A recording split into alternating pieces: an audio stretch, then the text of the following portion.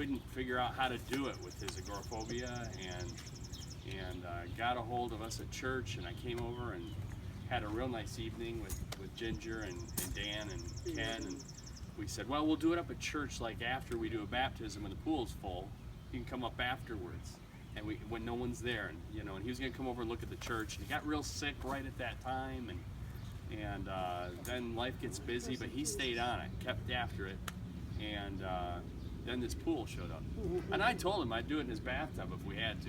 We get it done. Amen. But this pool showed up and says, I think I got a solution. That's what he said in his voice. So I said, that sounds great. And just a couple of quick things about baptism. I think we all probably pretty much know what it is, but baptism is not what saves us. The grace of Jesus Christ is what saves us, and the forgiveness of our sins, and he died on that cross. And so what we're doing today is not seeing people saved, and really what it is this identifying with Jesus and saying, Jesus, you had to be baptized because you saw it as an honor to your Father. I want to be baptized to identify with the Lord. And the reason we do it with immersion, or under the water we call it, is because it's like Jesus died for us, right? On Good Friday on the cross, and then on Easter Sunday he rose from the dead. And so going under the water, we are symbolizing his death, and coming up, we're rising again to newness in life. And actually it talks about that in Colossians 2, how that new life has come into our lives. But it's not only identifying with Jesus, we do it mainly for 3 reasons, and that is, we do it to God. God, we want to honor you and glorify you and say thank you for saving me. And then he wants us to also say to other believers, I am identifying with the family of God. I'm going to be part of what God has put together. I'm now adopted into his family. And so that's another reason. And then the third reason is for those who have yet to understand the goodness of the Lord in saving us and forgiving us our sins. And really, when we think about it, none of us are perfect. We've all rebelled against God. That's all that sin is saying, I know a better way than you, so I've decided to lie, or I've decided to cheat, or I've decided to whatever it is, murder or steal. Most of us don't get there, but some of us do, whatever laws we've broken that God put in place for our benefit, we've rebelled against him. And we've said, we're more important than you, God. So we don't want to say that anymore. We want to say to the world around us, and that's why it's a public demonstration and not necessarily a private one. That's why I'm so excited that so many people are here.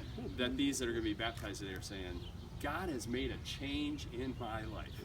And I want everybody to know that that change is because of him, not because of something I've figured out. And it's just a reminder as well that we're all works in progress, right? We're all part of grace. And so we do that today to honor him and to make a public profession. At ABT, we call it going all in for Jesus. No pun intended, but we're all in. No more are we going backwards to the way we were. We're moving forward in life. That's right. Today, I don't want to cloud anything that's going on, but Ken, I've been praying, and we all want to continue to pray that you find the healing to the stuff that's going on inside of you and inside of you, and Jesus can provide that in his way and in his time.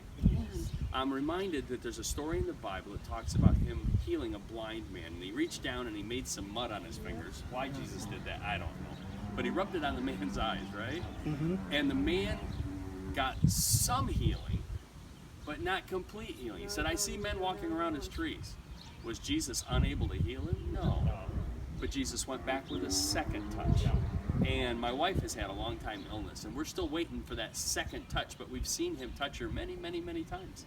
So we know that Jesus can completely heal, Absolutely. And so whether it's little by little, whether it's through the help of modern medicine or friends or whoever God uses, or if he just decides, Ken, this is going to be a new day and I'm going to heal you completely. All of that can happen. Amen. And it's that resurrection power of Jesus that we're going to be talking about when we're coming out of the water, we're risen to new life.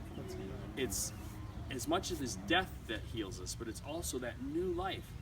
No one's conquered death but Jesus. Absolutely. And all sickness is little death, right? That's right. And so he can raise you up even today as well, as we have faith, if he chooses to do it for his glory. If he doesn't choose to do it, then what you're going to go through is somehow going to be for his glory in the long game. as well. And we believe that and understand. Absolutely. So I'd like to pray, if we could. And is there anybody